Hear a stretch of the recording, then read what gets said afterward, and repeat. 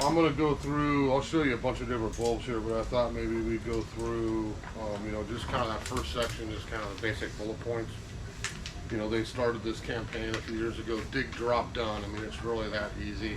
I'm kind of OCD, so I was always like digging my hole and making sure everything was measured and spaced, and I kind of still do the same thing sometimes.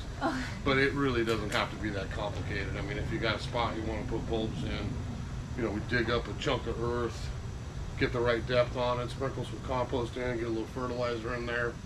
I've seen people just take a bag of bulbs and throw it. Some are upside down, some are right side up, which I try to get them right side up, but they always grow. I mean, it really is that easy, so doesn't have to be too crazy. The biggest things are going to be the depth and stuff, so we'll talk a little bit about that. But I brought up kind of a little bit of everything up here. There's some that are a little different, some are kind of common. Look at your options. We got all kinds of stuff in the store, so I mean, look at your options because there's quite a bit to choose from.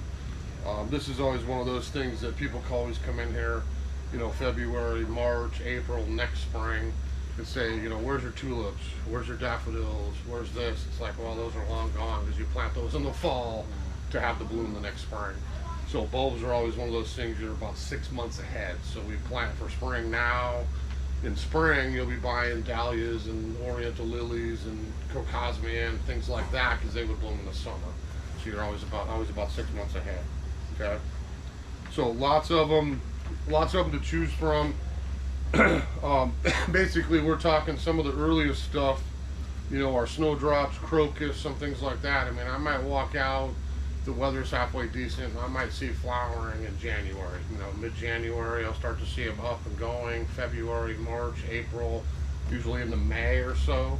Then at that point, we start kicking in with the summer bulbs that we put in spring. Yeah, so you get quite a long season of them on there.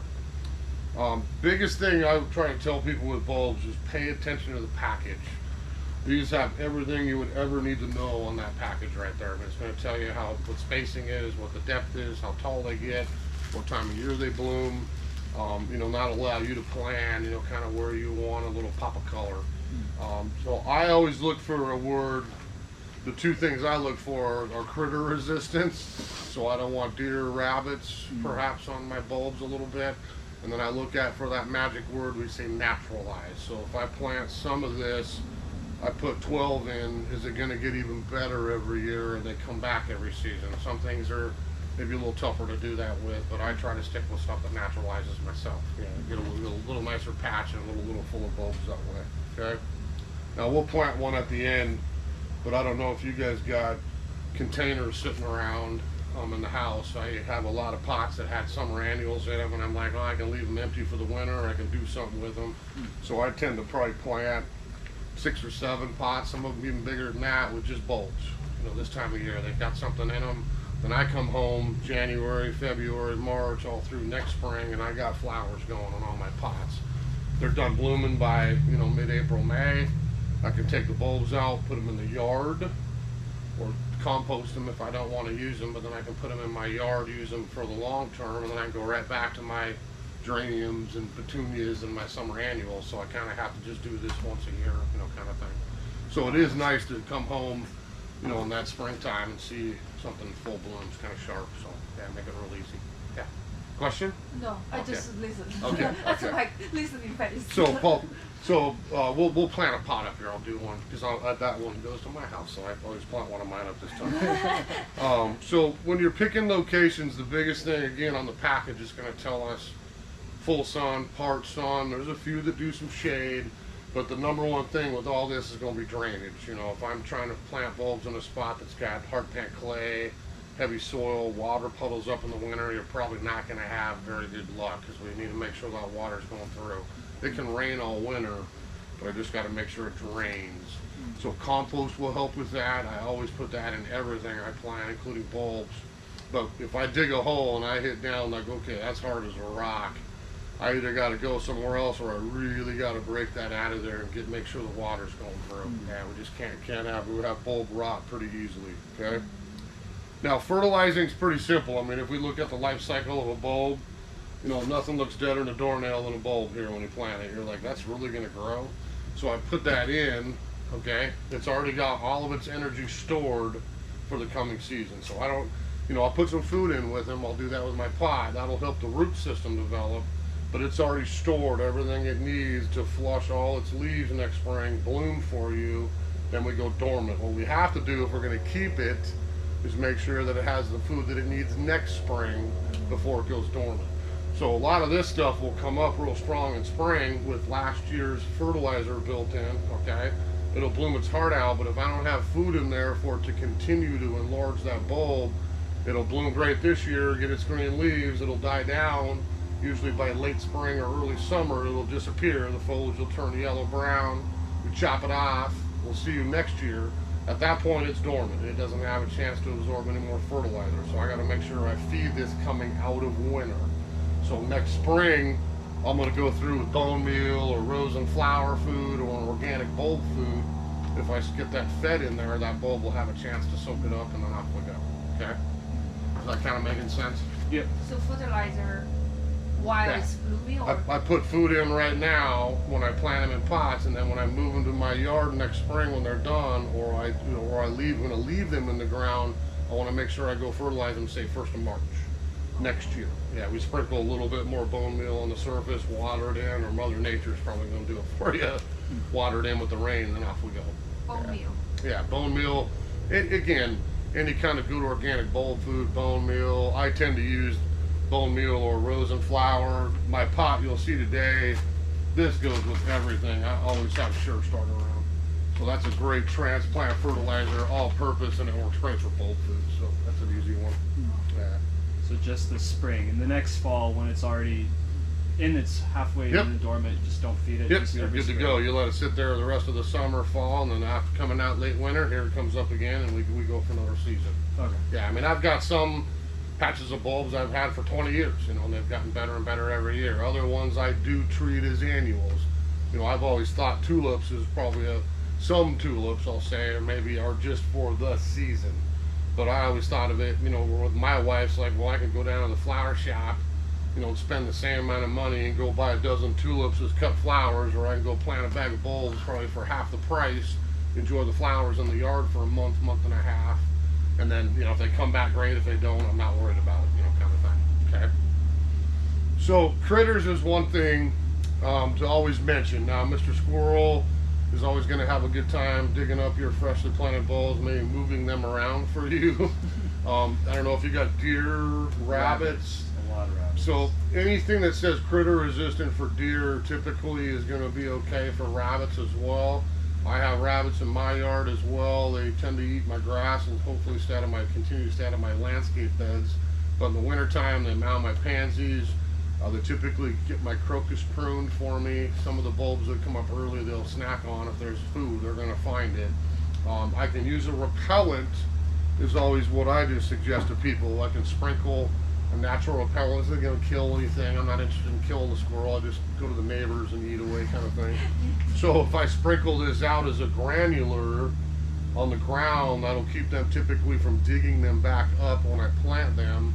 Or if I have the liquid form of this, when the bulbs come up next spring, I can spray that on the foliage, and that would keep them from eating the greens as well. Now, daffodils, the vast majority of this is going to be critter resistant, I'll be honest with you. They tend to leave the daffodils, which is a massive portion of spring bulbs alone, some other things, but they do. The tulips might get moved by the squirrel, perhaps not eaten.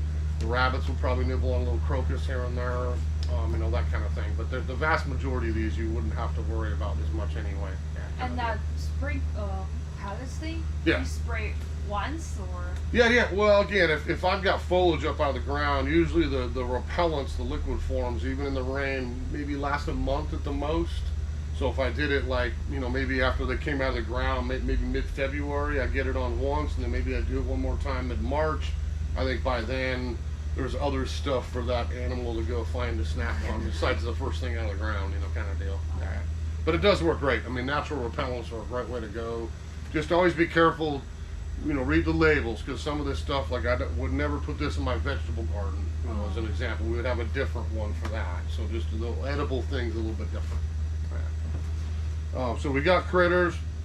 Again, I mentioned that word naturalize, and for me, I think people want to, if you're going to invest you know, 20, 30, 40 bucks into a little patch of bulbs, it's like, well, do I want to have it for a long term, or am I, again, for some of mine, I just want to enjoy the flower show.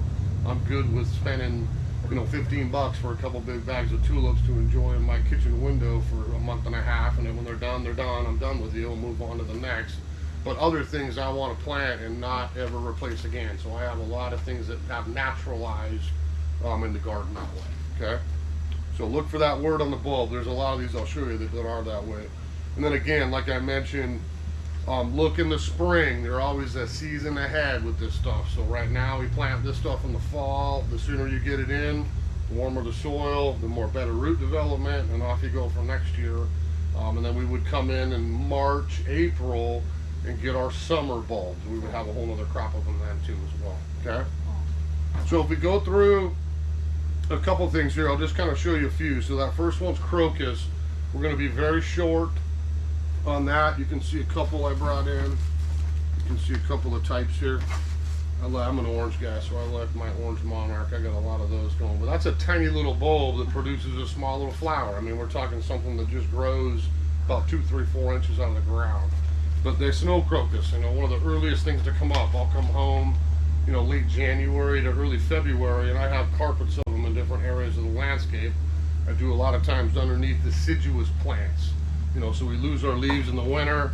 I've got nothing, put crocus underneath it. I get to enjoy the flowers and the crocus, and then the plant leaves out. I don't have to watch the crocus turn yellow and brown all spring before they go dormant. So it kind of lets them get sun when they're blooming. Then my lace leaf maple, as an example, leaves out, and then it hides all the crocus that are done blooming. I just watch them go dormant, and I'm done. We'll see you again next year, you know, kind of thing.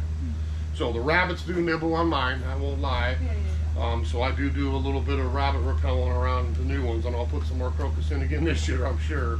But I just want to make sure they got a chance to get started on. Yeah. Last year, I think they came and sawed off every one of them about an inch off the ground. It was like, they were about to bloom, and that's exactly what happened. So. And this will come back right now. Yeah, crocus is one that will naturalize and come back. So that's better in sun than shade. But I've used these. I have them all over my landscape in Everett. I mean, there's patch here, there's one there, there's some there. I used to be a little more OCD and just want yellow here, orange here. A lot of times now, I frankly just go for the blends. You know, you got a beautiful mix of striped flowers, lavender, purple, white, yellows, different tones like that, and then I can do that. This one is kind of a little unique on the orange, so I keep that in special places that I can really see. Those are like that far out of the ground when they bloom, and very, very, very short. Okay, so good crocus. We'll keep going down. So hyacinth is one that's going to give me fragrance. I'll be putting some of those in my pot. I think I brought there's one. So a little bit bigger bulb. Okay, be careful. This is one, it doesn't bother my skin, but if you're planting these, wear gloves. Hyacinth's got a little bit of an oil on them, and they might sometimes get a little rash or a little itch. Some folks' skin doesn't care for hyacinth. So gloves are good to wear anyway. I don't wear mine probably enough, but this is a more impressive bulb. I've had some of these in, again, 20 years on my front porch. So big swaths of, I have a blue one up there. You can do white, yellowish, pinks, reds, purples, blues, different colors, no orange, but most of the other colors. And then again, if I have good drainage, I have these sited properly, this is something I should have forever. I mean, it just gets bigger and bigger every year as we get a little more bloom every year. So I would put these places you can smell them. I mean, that's something you should be coming home, you know, Valentine's Day, first part of March. You will see them in bloom, a little bit larger flower, and you would also smell them. So that's why front door, you know, is a perfect place to go. And that pot's right where I park my truck, so I'll have a little smell when I get home when they're blooming then too, okay?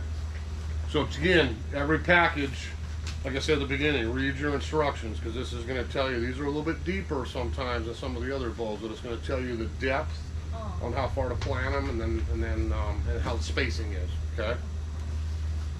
I wasn't able to get any Erianthus. If you like something really cool for winter, look online for those. So those look like a little dead raisin. They're about that big. Every sell bags of them was like, I don't know, that's never going to grow.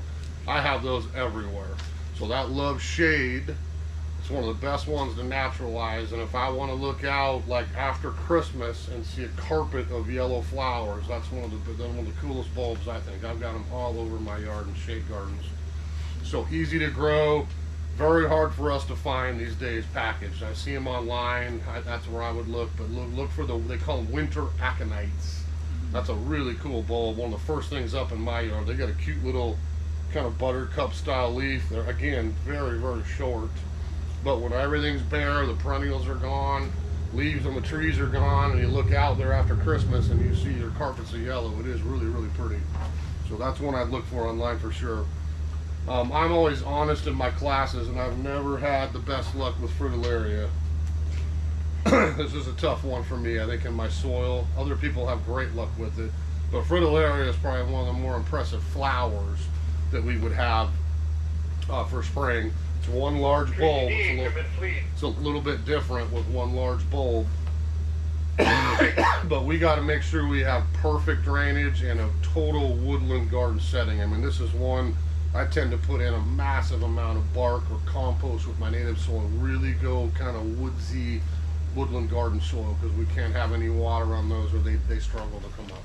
So Fritillaria, we don't get a lot of them in anymore. I think we just got the yellow this year, but that's another one you can find at the Flower and Garden Show, different areas, and sometimes even the growing plant come springtime. That's one that you can find sometimes actually growing. Okay. Some of the early stuff I put that kind of all, sometimes folks call these all kind of spring ephemerals is another name for the bulbs. But if I look at that huge group, Galanthus, Scilla, Pushkinia, Chinodoxa, Ephions, Leucogem, all that stuff is a little bit different. They're all great for naturalizing, and they're all really early bloomers. So if I look at a few of those, like that's squill. I'd have kind of a little bit of a hyacinth looking flower, but this is one that will naturalize really easily, and the squirrels will probably move them around for you. So if you put a few, you'll have those coming up. If I had room in a large area, those are spectacular, like in a meadow, underneath trees where I've got a massive amount of space to just let them naturalize and bloom. It's a really, really, really cool bulb. Be the same with like the star flowers. We got Glory of the Snow, lots of blues with little stars. Now that's a tiny little bulb, but awesome display when those are blooming. All short, and definitely, I've had snow on the ground and had those blooming through the snow. So I mean, they really don't care about how cold they get. I put in a bunch of these last couple years. I'm going to buy some more, but the snowdrops are probably one of the first things up in my yard. So even sometimes mid-December, before the holidays, I'll see the green out of the ground. By mid-January, I'm seeing a little bit of flower, and then off we go for the season. So some of these will be fragrant as well, which is awful nice on the ground. Yeah, and good again for shade. So lots of that kind of little bit different bulbs around. I mean, I think people think spring bulbs, they go straight to tulip, straight to daffodil. Maybe you don't think about some of the fun stuff, you can kind of mix in as well, okay? Alliums are a little bit bigger, so this would be in our onion family. I mean, look at that, one bulb, gigantic. But when I pop that in the ground, I'm going to have a clump of foliage, pretty impressive, a tall stalk, and I'm going to have a massive flower. I got two sons, and they tend to wiffle ball bat my alliums because they're about the size of baseballs or softballs.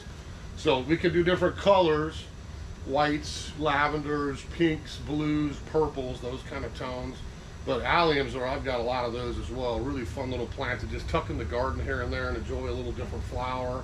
And then, again, I don't need 12 of these, but if I'm doing this, I might get 3 of them, and have 3 in a little clump in my butterfly garden. And I got 3 huge flowers to enjoy, and those naturalize, so I should be able to have that come back very easily year to year to year, okay?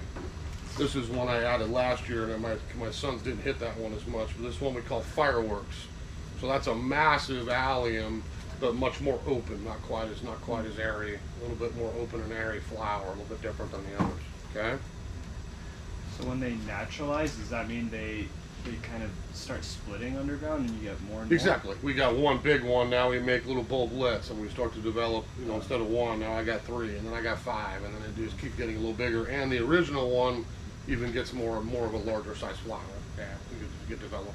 It kind of looks like, almost like garlic. Yep. Yeah, allium's the same family. So I mean, if you just look at it, sometimes you're like, that smells kind of oniony because it's the same family of plants. But that's just like ornamental. So we would have a little different one. Yeah. And again, very resistant to a lot of the critters that way too.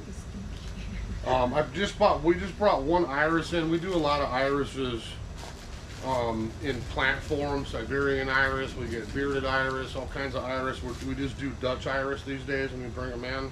So that again is a nice blend if I like those iris flowers. I'd plant that bag in a nice patch and I would have literally a rainbow of different colors as they come up in the spring. Not super tall again. And iris, some of them will take a little bit more wet, so that's another one to keep in mind. If I don't have the best drainage, sometime like Siberian iris or some other things might be a little better choice because they will take a little bit more wet. Okay. If we go down, I think And we I got, saw here you say iris will bloom again if Yeah. that has it.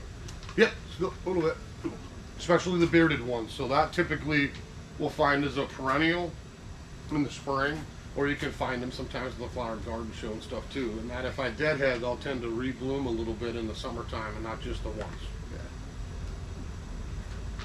Or again, if I had a flower, as it gets more mature, now I'm going to have multiple flowers on that same plant. Yeah, a little bit easier. This one makes me laugh because I've never planted a muscari, or sometimes they call these grape hyacinth. They're little short guys again. Great little bulbs for early color. I've never planted one, but I think I have probably 50 in different spots in my yard. This would be probably Mr. Squirrel's favorite thing to find somewhere and bring into your place and plant it for you. So I've got a bank now with a whole bunch of these scattered on it from the squirrels. And I'm like, yeah, I don't mind them. But it is one, I'm maybe a little tidier. I like my things in patches, you know, kind of deal, to be honest with you. And that's one, if I put it in, I would probably find them, even more of them in places I didn't like them. So definitely a great one for naturalizing for sure. Yeah. The only thing we struggle these days to find the actual bulb, and this is a really cool plant, is these guys. So this is cyclamen, hardy cyclamen, for the woodland garden, again for shade. And these have spectacular foliage. Look at the leaves on those. I mean, even the same species will have a huge amount of variation as far as the foliage color. And then you can see the heterofoliums here are starting to bloom. So I would have from whitish, light pink, all the way towards a red, depending on the seed strain. I can get a lot of different colors on these. So this is a bulbous plant, usually grows from a coombe. This is one that if I put it in the ground, it would go dormant in the summer. It would disappear. You'd probably think it was dead. Like, where'd my cyclamen go? It doesn't like the summer. It likes the fall, the winter, the spring. So they're coming up in the fall, blooming through the winter, or fall through winter, and then I have that really nice foliage going all winter, no matter how cold it gets. Once it warms up next summer, we go dormant. We'll see you again the following year, kind of deal. So again, we want good drainage. They do a little rocking these to make sure they got good drainage.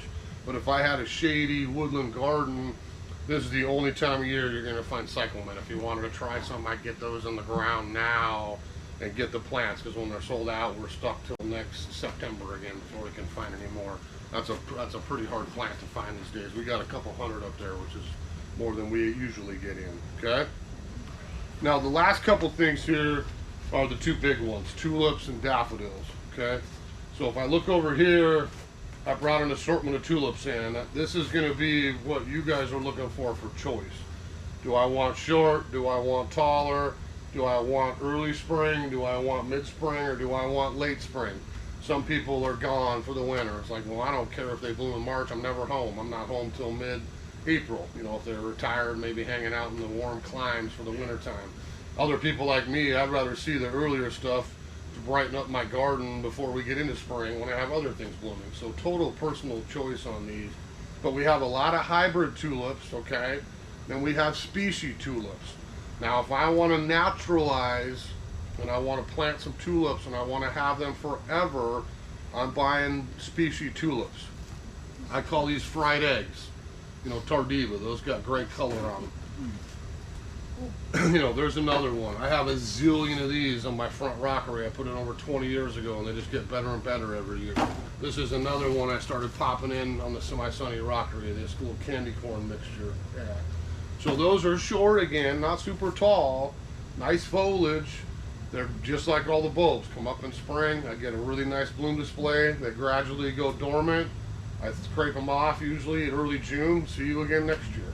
But I never have to replace them. So much more sun tolerant, good drainage, you're gonna have great luck with those. I shouldn't tell you, but I don't remember the last time I even went out and threw a bunch of fertilizer on mine, and they still bloom and look great every year. So food will always help, but that's one that I haven't worried as much about feeding season to season as well. Okay. Now, if I go hybrid tulips, for me, I'm not saying they never come back, because I have some, but these are typically the ones I buy just because I want to look out and see tulips. I don't care if they come back. I'll put them in a pot, I'll put them in my yard. Again, if I have good drainage, I absolutely have to feed those for sure. Then maybe I get them to come back and we're fine. But those are ones typically that, again, the critters might like the foliage a little bit more than they would daffodils or some others. So I tend to go pots or spots that are a little more protected where I can really see the floral display, or cut them, bring them inside in the vase and use them as cut flowers as well. I mean, I did the stadium flower thing down in Everett there, and I'm like, I go down and spend $20 for a bouquet of tulips in spring, bring it home to my wife. She's like, I'd rather just plant them in the pot again, because then she just looks out the window, sees the pot full of tulips blooming for a month or two, and is just as happy with that. And a little bit less money too. So very easy to do. You can look at all the different types up here, but sometimes, a blend is a nice, easy way to go. I'm not looking for a particular color. I just want to see a nice little mix of compatible colors. So something like that, that's a really pretty one with the dark with the yellow. That's another great one. Sometimes even we've got blends mixing the two together. Orange tulip with yellow daffodil. That's a beautiful display for spring. So you can find some different ones. I just want pink and this, and that's fine, because that's what I do. But sometimes if you're looking to do them in the landscape or fill up a large area, sometimes those blends or mixes will work very well for you. That way. A couple of different ones.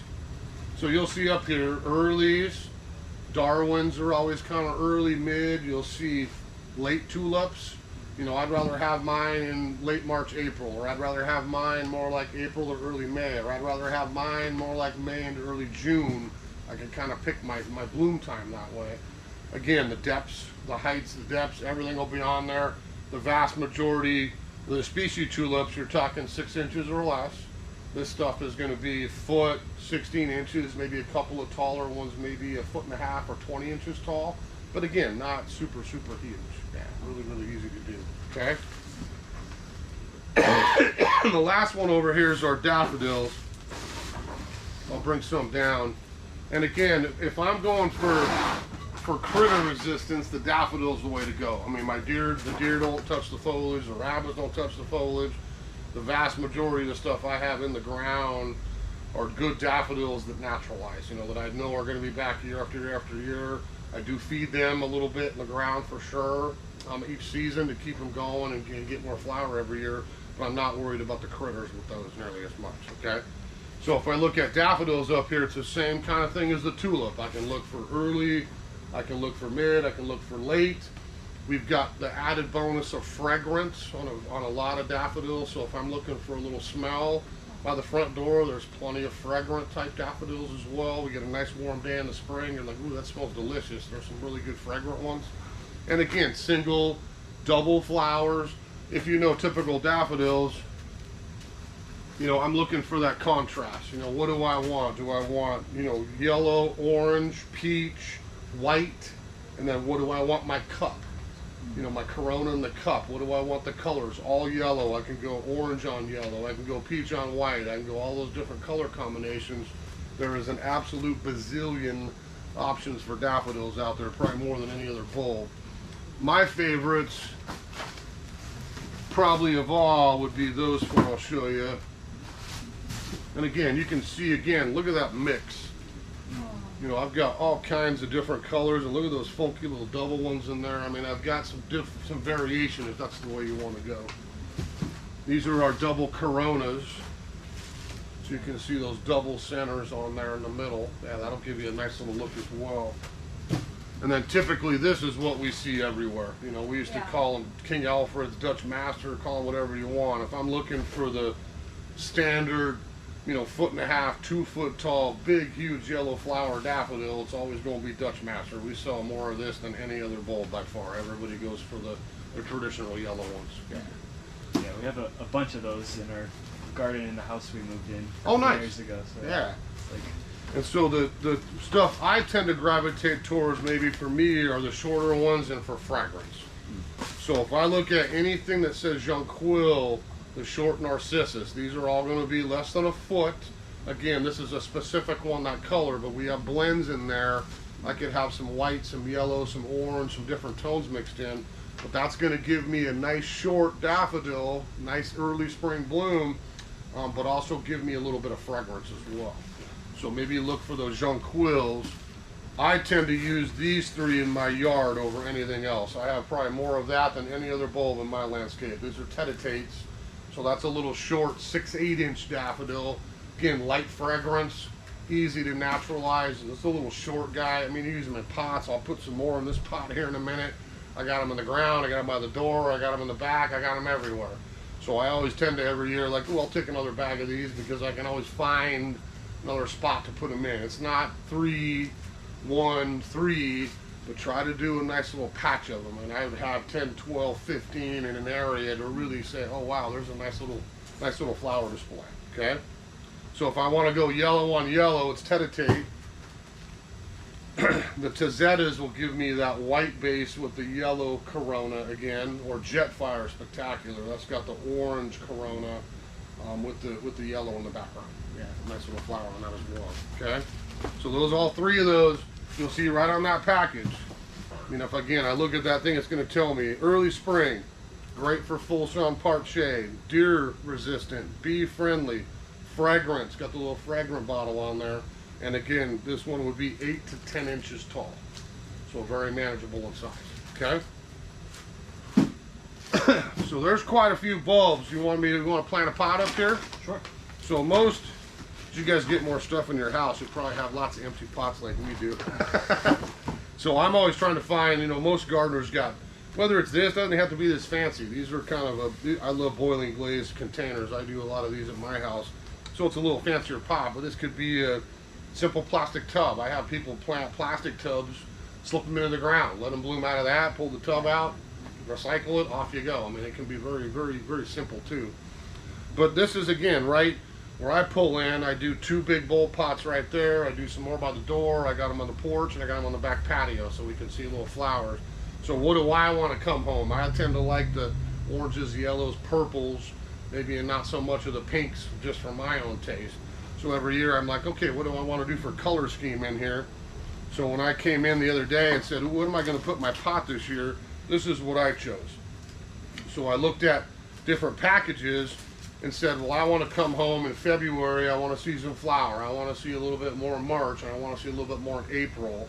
At that point, again, I can dump my pot out, separate my bulbs, go plant them in the yard to recycle them and let them naturalize, and then I go right back. This pot had geranium, million bells, celosia. It had typical annuals in it this entire summer. I just emptied it out last week, so now we do some bulbs. So I chose a little bit of snow crocus, more on the lavender. That's going to be really short, so I'm going to use that around the edge that I'll see. That'll probably be the first thing that comes up. Then I'll have the hyacinths, a little bit taller with the similar colors. Those will start blooming quickly after that, and I'll use those in the middle.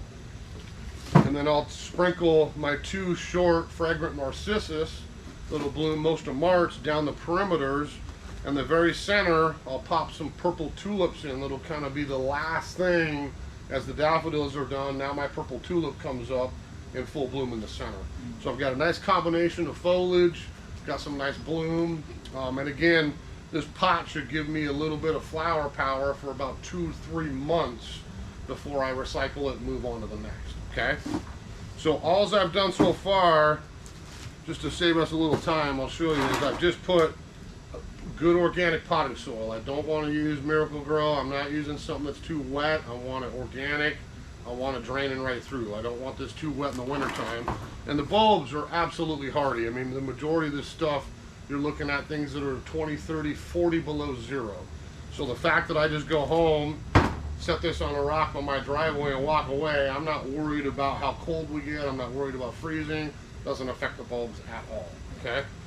So I've got a frost-proof pot, so I don't worry about this cracking, which sometimes if we go out and use terracotta, you know, plastic sometimes gets a little tired too, but if I've got a frost-proof container, as long as I don't drop it, and crack it or break it, I'm going to have this forever. It's never going to crack because of the winter. Okay. So the first thing I'm always going to do is take a little bit of Sure Start, bulb food, bone meal, whatever it is. Yeah, you probably should have a glove on, but I don't usually wear gloves. So I'll just take a nice handful, and I'm just going to sprinkle this out here across the surface soil, mix it in just a little bit, and that's kind of my base for the bulbs. Everything I plant in here, the roots will go right down into that soil, and I got happy plants. When we're done, I'm also going to sprinkle a little bit of Sure Start on the surface, and when I take this home, I'll leave this planted maybe 2 inches below the lip. When I get home, I'll go to my compost pile, my compost stash, and I'll grab some beautiful dark compost and use that as a top dressing. Some people put a little bark on, orchid bark, you can do whatever you want, but that looks a little nicer and kind of locks everything down for the winter time, okay? So with this one here, I know my plants, so I can tell you right now, these like to be about 5-6 inches down into the soil. So do the hyacinths, okay? So do my daffodils. The crocus doesn't mind being a little shallower. So this is almost something I'm going to plant in 3 stages, and I can kind of scatter it out. So if I look at this pot here, we're going to start with my tall one, and I'm going to sprinkle my tulips in first. The tulip, if I look at that, we can probably tell that's going to be my growing tip. So is it the end of the world? Don't plant them upside down. It is kind of the end of the world. We want to make sure they got the good chance to grow up. So if I put these in here, I'm literally just going to gently press and fill in my center with some bulbs. Again, if I was doing this in my yard, I'd put these twice as far apart. Oh. You know, because I'm looking to have them develop, get larger. I would put them twice as far apart because then I'd have room for more bulbs and more development down the road. Okay? On the package, it will tell you the spacing. Exactly. Yeah, it'll tell you the space between or how many per square foot, which is a really easy way to do it too. Okay. So if I put I got a little purple going. Okay. Now I wanted that, and this is my own pot, so I can do what I want, right? So I want my purple in the center. I'd like to see. I'm going to sight this so I see the front of it. Okay, so I'm going to save this for last, for the very front, but I'm going to put a couple of hyacinths to give me that early color, right? I'm going to put a couple hyacinths just around the perimeter, towards the front a little bit, so I can see them a little when they do first thing, okay?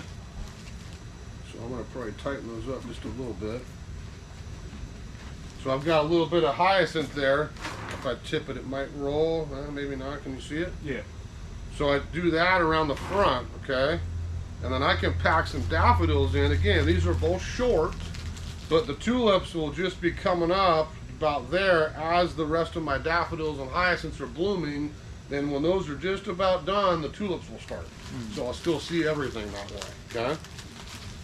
So I'm going to try to stick these in every other one, every other color. So I'm going to pack a whole bunch of daffodils along the back perimeter here.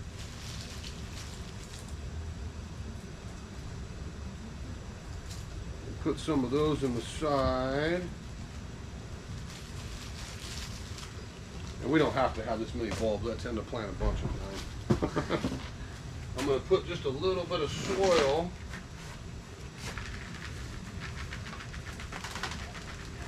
Another couple inches, that's our good organic potting soil.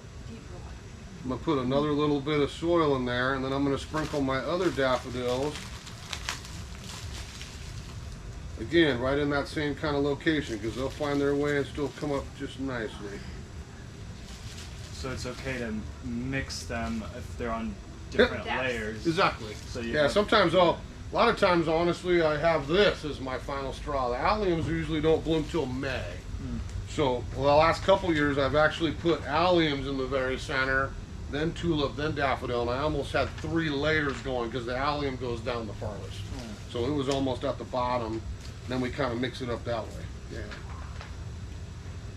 So we believe it. Some years I put like 6 bags in one of these things, and it's like, all right, that might be a little too much. But they succeeded. But they always go, exactly. They always go. So I'm kind of liking that. So I've just got my daffodils and everything done. Now the last thing I'm going to do, Again, I'm going to pretty much get this pretty close to full. I'm not going to smash it down. When I did this home, I'll water it in very well. But I'm just going to make sure I don't have a lot of air pockets in here just by gently kind of firming it up. And then again, if I looked at that crocus bag, the snow crocus, it's going to tell me I want about 3 inches of depth. So I don't need very much depth on the crocus. And again, I just want a little tiny bit of early color. So I'm going to take these crocus, let's just dump these out. You know, some years it's yellow. This year I decided to go on some little bit more purples and lavenders. Other years, a lot of years I do a little more yellow. But literally, same idea. If I look at that tip, I can always find the top of my crocus bulb. And I'm just going to rim a little bit of, right on the edge where I didn't have anything. And that'll give me my first little flower to enjoy as we get there and coming out of wintertime. I would expect sometimes even by the holidays, I can see the crocus, you know, kind of popping its little foliage up, and then off we go for the season. That'll be the first thing I'll see in there. So literally, I've got everything locked down. Just gonna make sure I cap this off with a little bit more soil. Now this will probably settle down an inch or so when I get it watered, okay? Maybe just one more little handful. So I'm about ready to go. Then the last thing I'll do, like I said, when I get home, I'll put this on right now, is I'm also always going to take another handful of Sure Start and just sprinkle that on the surface. And then when I get home, I go to my compost bale, grab a couple heaving handfuls, and I would just mulch the top of that, go set it out in the rain, and I won't even touch this thing again, you know, until it's done blooming next year. I can dump it out in my wheelbarrow and, like I said, do what I want to do with my bulbs again, okay? So a very easy way, I think, to add a little bit of spring interest. I mean, we get to the winter time here, we got pansies, we got violas coming out for the holidays, maybe a little primrose. We can have flowers, I don't care how cold it is. And some years I've even done this, you know, did all my bulbs underneath, maybe one less package, and then I'll go on top and put 3 pansies in. You know, and then all winter time, I still got the pansies going, a little bit of flowers here and there. They don't care how cold we get, but the bulbs still come right through, and then off we go for springtime as well, okay? So really, really easy way. I always got lots of empty pots around, so it was an easy way for me to kind of, reuse my pots more than once a year and not just leave them empty for the winter time. And again, as long as I make the choices, though, I mean, with this pot here for me, the purple tulips, those will go in the compost bin. You know, when they're done blooming, or when I dump this out, I won't use those, the upright tulips again, but I will move those crocus into the ground. I will move the daffodils into the ground somewhere, and the hyacinth as well. So I'll be able to recycle the vast majority of that as we go through, okay? So that should give you a little, the only other things I brought in here is copper. Now I don't use a lot of this. This is a natural fungicide, but sometimes when I'm doing tulips in particular, maybe I've had issues with rot, you know, where I'm like, well, I put a bunch of tulips in, what happened? I dig them up, they're all moldy, you know, probably a little too wet, maybe they came that way sometimes. That's one of those things we could put that in a little dish, mix a solution of it, I could soak my bulbs in there for a little bit, and then put them in the ground. It wouldn't hurt the bulbs at all. Just wear some gloves, you could soak them, or wet them down with the trigger spray, then pop them in the ground. I got a little bit of insurance on lack of on that way.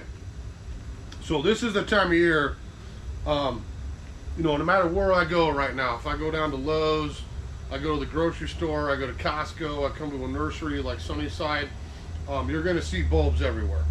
I think every shop, True Value, on and on. I see bulbs at every spot. Sometimes you'll see cheap, like, wow, those were $7.99 up at Sunnyside. Why are they $5.99 at Lowe's? Sometimes look at the grade, because this is one of those things that size does matter. I mean, we try to get the biggest bulb we can. That means you're going to have a better chance, a larger flower, a little nicer plant.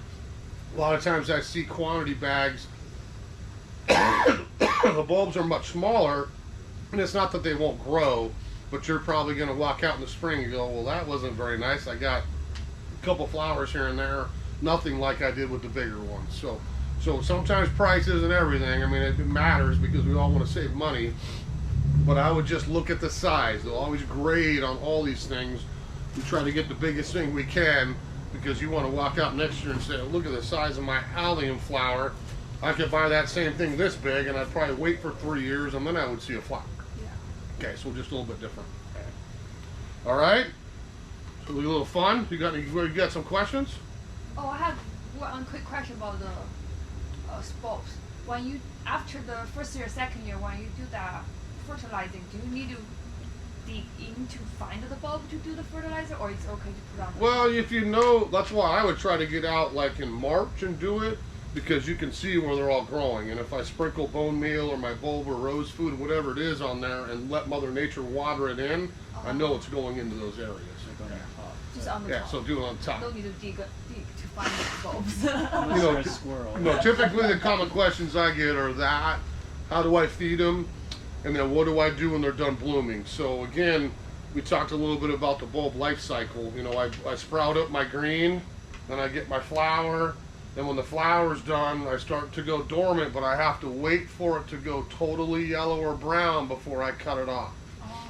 So if I have daffodils out in the yard and they look green, I gotta leave them, I gotta leave them until they let me know it's time that I can just scrape up the last of the foliage, throw it in the yard waste, and they're done for the year.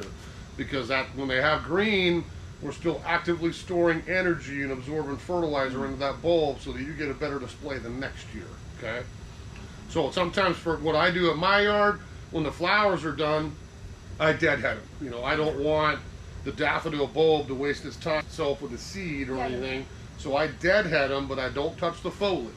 Some people tie up the leaf. I mean, there's all kinds of crazy ways I've seen it done. But I just do that, deadhead them a bit when they're done, walk away from the foliage, and it's usually by mid-May, early June, you start to see them lay on the ground, turn yellow-brown. At that point, I can just chop them all off, throw them in the yard waste, and they've disappeared. You won't even know they're there until the next spring when they pop up again. Yeah, very, very easy to do. But that's usually, to me, the two common mistakes is if they feed, they don't do it at the right time of year where they've already gone dormant, when they aren't going to absorb the fertilizer until the next season, it's too late. Or they cut them off too early and they don't come back very strong because I didn't have a chance to get naturalized. Yeah. So you take the mulch off. Yeah. Yeah, so move the mulch off of it. Yeah. And then put it on. Yeah, and again, it's not, most things like I use this a lot. I don't know what you got for devices, but a good bulb planter, I get in the ground, hit the candle, get my soil out. And the nice thing with these is I've got my measurements on here. So I can dig down there without getting a tape measure out and going, yeah, I'm about right. It's not like you got to be 3.0 inches. If you're close, you're going to be fine. But that's a really useful tool for kind of open fresh soil or pots sometimes if you're going into a container. I get my cordless drill out a lot of times in the yard and use this. So if I pop this in my cordless drill and I have an older yard with a little bit of roots here and there, I could literally zip auger holes everywhere, grab my bag, walk around, jump in the hole, put all the soil back in, throw some food off, and I'm done. I mean, it's a very easy way to probably save your time from digging. So if it's open, borders and loose soil, that, or even just, again, dig out a patch with a shovel, it's very easy to do, and then cover right back up when your bulbs are in, you're good. But sometimes if it's in a yard and you're trying, like a lot of times with crocus for me, I use that auger because it's underneath a tree or something else where, okay, I got a root there, but I don't here, I do here, I don't there. Then I've got all my holes dug, it saves a little time. I can go back and just drop my food, drop my bulbs in, and I'm good to go. Yeah, I think we'll need that. Yeah, augers, yeah. This is a sweet little tool. Yeah, I mean, don't lose it, but it'll last forever. You're never going to break that. Yeah, that's plenty big. There's other ones I've seen that are like... But we don't need to go down that far. So, but the nice thing with a lot of that is you've got most of the trowels. Sometimes you have a hori knife.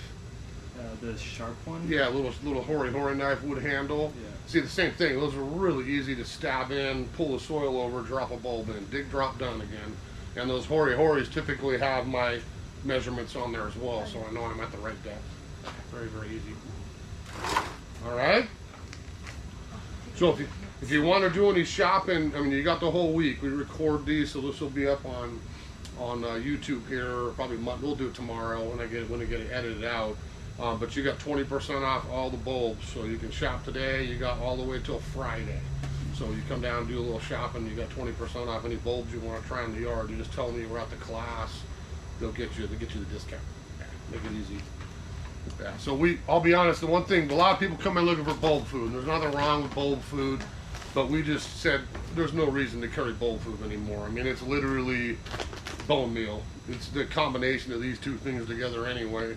So yeah, I've used both. Bone meal doesn't have a lot of nitrogen, which we don't need a bunch. So it's almost pure phosphorus, potassium. So all about flour. And Sure Start's got a little bit more balance. That's 462. But same thing, if I'm planting anything in the ground, including bulbs, this is usually what I go to these days. Really easy fertilizer to throw on. Yeah. Is it similar fertilizer to stuff you want to put like around hydrangeas or azaleas? Well, anything I transplant or go new, bulbs, Sure Start, none of the organics ever gonna hurt anything. Let's start with that. So it doesn't really matter which one I use, but the hydrangea in particular, you probably want a little more food on it. So that usually for me, it's a rose and flower food or a rhododendron type fertilizer. If I'm trying to keep it blue, that's a little more acidic. So it depends on probably the hydrangea you're growing, but the rose and flower or the rhododendron food would be the way to go with those. Yeah. But again, if I go out in there and you bought a 20-pound bag of all-purpose food, is it going to hurt anything? No. Can I put it on rhodie? Yes. Bulb? Yes. It's not going to hurt anything. The one place in the garden, to me, that has to be totally different is the vegetable garden. So if you're doing veggies and stuff, you have to get vegetable food. That's way higher in calcium. It's got some different elements in there just for the quality, the taste, all the rest. So vegetable food, absolutely separate. The rose, the rhodie, the all-purpose, the Sure Start, all the other stuff's a little bit more interchangeable. Yeah. I mean, I guess your question at some point is going to be, what do you have in your garage? I don't have 9 bags of food, so I can get this with that. I typically have Sure Start. I always have rose and flower food around, and I always have rhododendron food because I like my blueberries too. That's for your blueberries.